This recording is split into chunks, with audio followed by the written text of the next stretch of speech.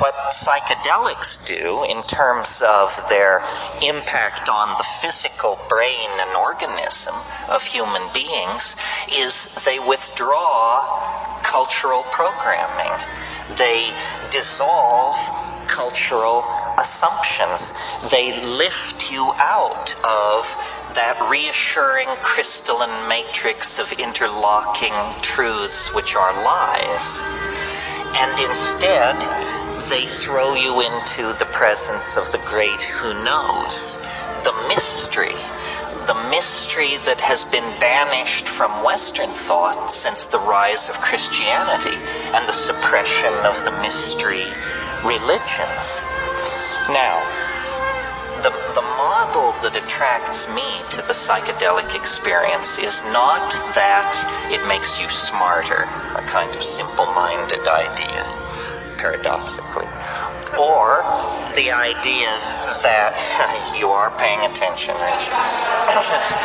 or the idea that it's some kind of magnifying glass into the personal unconscious, your trauma, your childhood memories, the satanic abuse your parents laid on you, so forth and so on.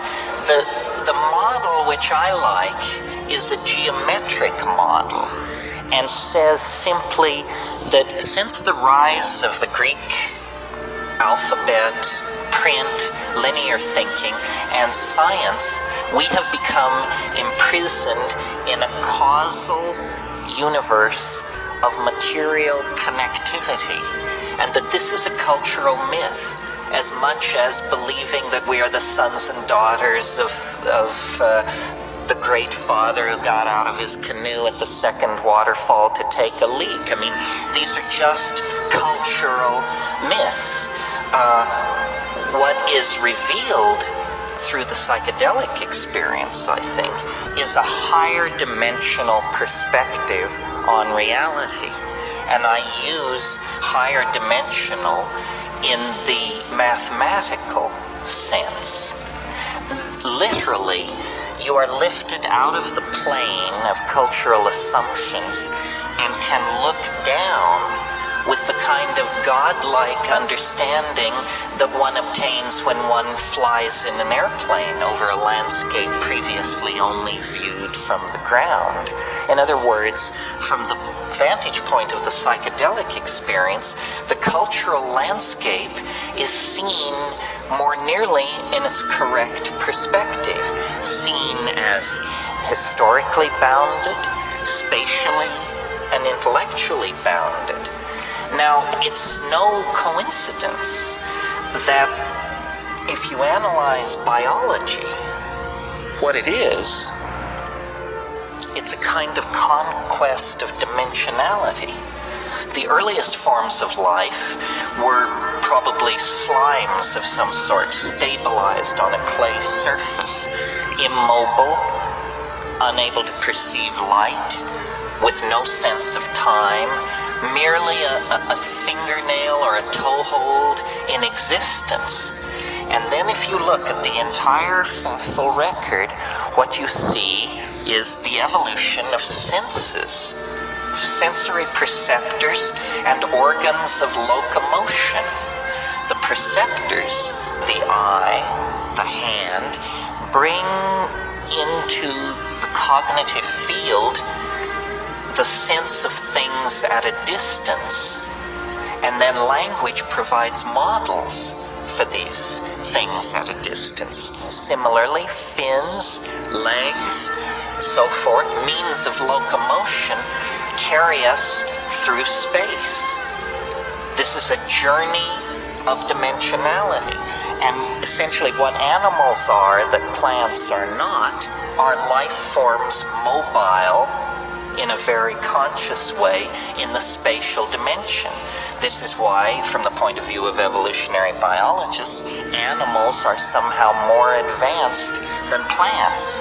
Well, if conquest of dimensionality is the criteria, then notice that we again occupy a special and privileged position in nature, because we can not only run with the best of them, see with the best of them. But we can remember and anticipate like crazy. And other animals are not doing this. Other animals may imprint past situations of danger or opportunity, but they do not analyze experience and extrapolate it toward the hidden domain of the future.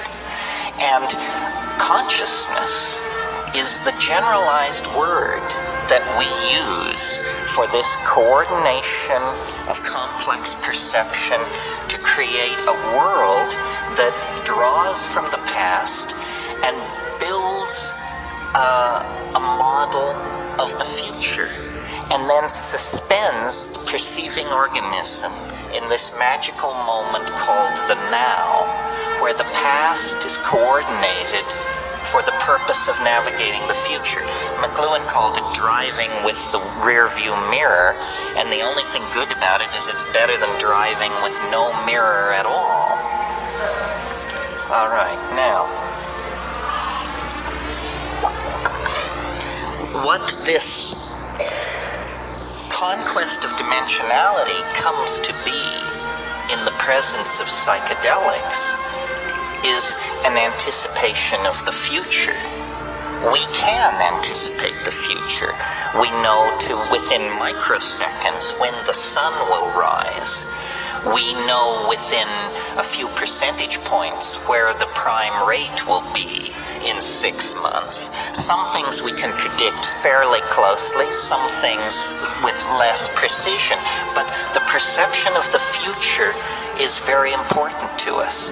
When we marry the need to perceive the future with the psychedelic experience, I believe we come up with data that is very, very difficult for science to come to terms with. And this is the third item, or really the second item in the list, what science forgot. It's what I call the eschaton. Now, eschaton is a rare word, until very recently unheard outside schools of theology, which I understand were a dying enterprise. Eschaton comes from the Greek word esk, which just means the end. The eschaton is the last thing, the final thing.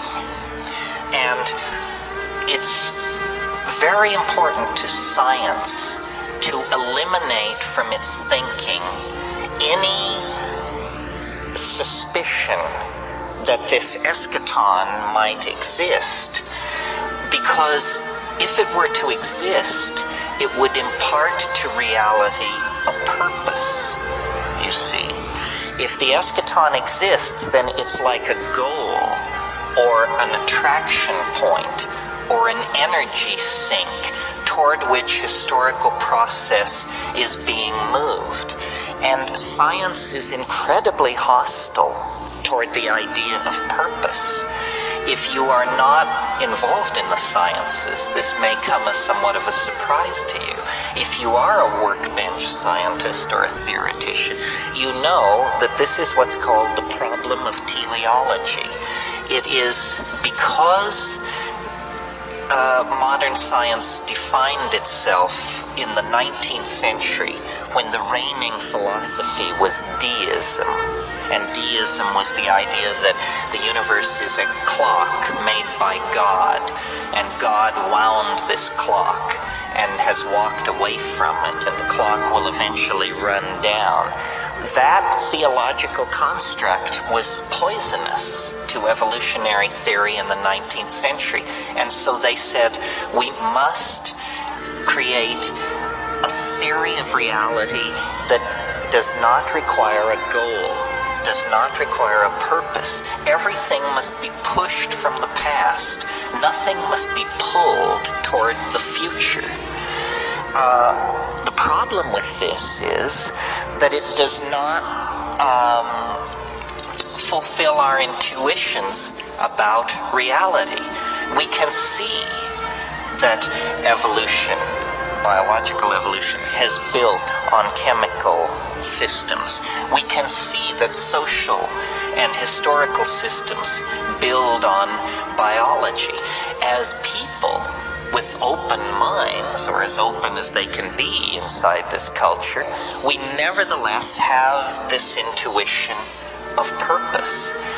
And it is dramatically underscored by the psychedelic experience, which takes the raw material of your life, your culture, your history, and tells you this is not an existential mishmash to be lived out with dignity because there's nothing else to be done with it, some kind of Camusian why not affirmation. It says no. It says, your reality is a coherent cosmos, and embedded in your own sense of identity, embedded in your own sense of purpose, is a microscopic reflection of the larger purpose that is built into the universe. Now, this is not just, blowing smoke in the sense of it's a nice idea, or it's like a religious idea, like saying Jesus loves you and so feel all right about yourself. It isn't like that. It's a theory about reality that has teeth, because reality is actually following the script that this particular version of reality dictates. Reality is accelerating toward an unimaginable omega point. We are the inheritors of immense momentum in our social systems, our philosophical and scientific and technological approaches to the world. Because we're driving the historical vehicle with a rear-view mirror, it appears to us that we're headed straight into a brick wall at 1,000 miles an hour. It appears that we are destroying the earth, polluting the atmosphere, wrecking the oceans, dehumanizing ourselves, robbing our children of a future, so forth and so on. I believe what is in fact going on is that we are burning our bridges. One by one, we're burning our bridges to the past. We cannot go back to the mushroom-dotted plains of Africa or the canopied rainforests of 5 million years ago. We can't even go back to the era of cayuse and six-shooter of 200 years ago. We have burned our bridges. We are preparing for a kind of cultural forward escape. And this question, is there cause for optimism? The answer is it depends on where you placed your bets. If you placed your bets on male-dominated institutions based on consumer fetishism, propaganda, classism, and materialism, then God help you, you should call your broker. If, on the other hand, you've recognized that a lifeboat strategy is involved here, that what is really important is empowering personal experience, backing off from consumer object fetishism, freeing the mind, empowering the imagination, then in that case, I think you can feel pretty good about what is going on. There's a lot of talk about cultural death and disenfranchisement, and it's usually couched in terms of some happy naked people in the rainforest or in Tajikistan making their rugs or milking their camels or something. And isn't it too bad that their culture is being blown up and traded in for mall culture and shopping by remote? But in fact, all culture is being destroyed. All culture is being sold down the river by the sorts of people who want to turn the entire planet into an international airport arrival concourse.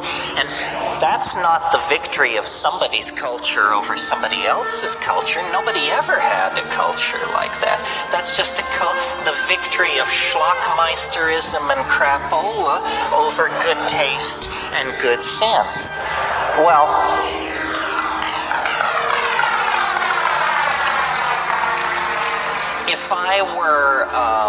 if I were dependent on the notion that human institutions are necessary to pull us out of the ditch, I would be very despairing. As I said, nobody's in charge. Not the IMF, the Pope, the Communist Party, the Jews. No. Nobody has their finger on what's going on. So then why hope? Isn't it just a runaway train out of control? I don't think so. I think the out of controlness is the most hopeful thing about it. After all, whose control is it out of? You and I never controlled it in the first place. Why are we anxious about the fact that it's out of control? I think if it's out of control, then our side is winning. To me, the most confounding datum of the psychedelic experience is this thing which I call the eschaton. And I want to talk about it a little bit this evening because I think it is the hardest thing for people to grasp about my particular rap. And, sometimes I've talked to many of you about psychedelic plants, shamanism, techniques, chemistry, approaches, so forth and so on. I'm approaching this evening as a graduate seminar. I figure everybody has their little mojo kit and their particular way of approaching these things. And then the question is, what kind of conclusions can we draw? And the conclusion I draw is, and this is sort of pulling together what I said before, we are central to the human drama and to the drama of nature and process on this planet. The opposition, which is science, well, first let me say this. Every model of the universe has a hard swallow. What I mean by a hard swallow is a place where the argument cannot hide the fact that there's something slightly fishy about it. The hard swallow built into science is this business about the Big Bang. Now let's give this a little attention here. This is the notion that the universe, for no reason, sprang from nothing in a single instant. Well, now before we dissect this notion, notice that this is the limit test for credulity. Whether you believe this or not, notice that it is not possible to conceive of something more unlikely or less likely to be believed. I mean, I defy anyone. It's just the limit case for unlikelihood that the universe would spring from nothing in a single instant for no reason. I mean, if you believe that, my family has a bridge across the Hudson River that will give you a lease option for $5. It makes no sense. It is, in fact, no different than saying, and God said, let there be light. And what the philosophers of science are saying is, give us one free miracle, and we will roll from that point forward, from the birth of time to the crack of doom. Just one free miracle, and then it will unravel according to natural law and these bizarre equations which nobody can understand but which are so holy in this enterprise. Well, I say then, if science gets one free miracle, then everybody gets one free miracle. And I perceive that it is true when you build these large-scale cosmogonic theories that you have to have a kind of an umbilical cord or a point to start from that is different from all other points in the system. So if we have to have a singularity in our modeling of what reality is, let's make it as modest and as unlikely a singularity as possible. The singularity that arises for no reason in absolutely empty space instantly is the least likely of all singularities. Doesn't it seem more likely, if we have to have a singularity, that it occurs in a domain with a rich history, with many causal streams feeding into the situation that nurtures the complexity?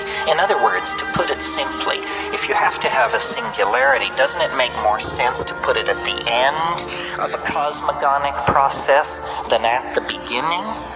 And I think this is the great breakthrough of psychedelics and shamanism, that science got it absolutely wrong. The universe didn't begin in a singularity. Who knows how the universe began, or would even presume to judge?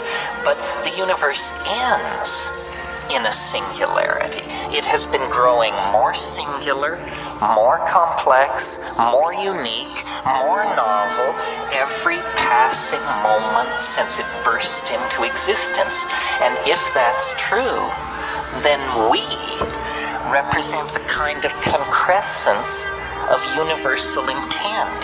We're not mere spectators, or a cosmic accident, or some sideshow, or the Greek chorus to the main event. The human experience is the main event. The coordination of perception, of hope, of dream, of vision that occurs inside the human heart-mind-body interface is the most complex phenomenon in the universe. Now, even the physicalists will agree that the human neocortex represents the most densely ramified matter known to exist in the biological world. And you don't have to be a rocket scientist to see that human society, human history, human art, human literature represent things for which there is no analog in the world of wasps, groundhogs, killer whales, and so forth and so on. In our species, complexity has turned inward upon itself, and in our species, time has accelerated. Time has left the gentle ebb and flow of gene transfer and adaptation that characterizes biological evolution, and instead, historical time is generated. And so I believe that science and its reluctance to deal with the psychedelic experience and the way in which science has used then law to suppress its rival, in this case, arises out of a profound discomfort on the part of science about this future state of complexification that is clearly the grail, the dwell point, the end point of the human historical process. No one of us, I think, can imagine that history could go on for another 1,000 years. I mean, what would it look like at the current rate of population growth, spread of epidemic disease, rate of invention, connectivity, depletion of resources, the atmosphere? It is impossible to conceive of another 1,000 years of human history. History, then, is ending. History is a kind of gestation process. It's a kind of metamorphosis. It's an episode in the life of a species. if you think of the simple example of metamorphosis, that of caterpillar to butterfly, we all know that there is this intermediate resting stage where the caterpillar is, for all practical purposes, enzymatically dissolved and then reconstituted as an entirely different kind of organism with different physical structures, different eyes, different legs, a different way of breathing, with wings where no wings were before, with a different kind of feeding apparatus. This is what's happening to us. History is a process of metamorphosis. It's a pupation stage. It begins with naked monkeys, and it ends with a human-machine, planet-girdling interface capable of releasing the energies that light the stars.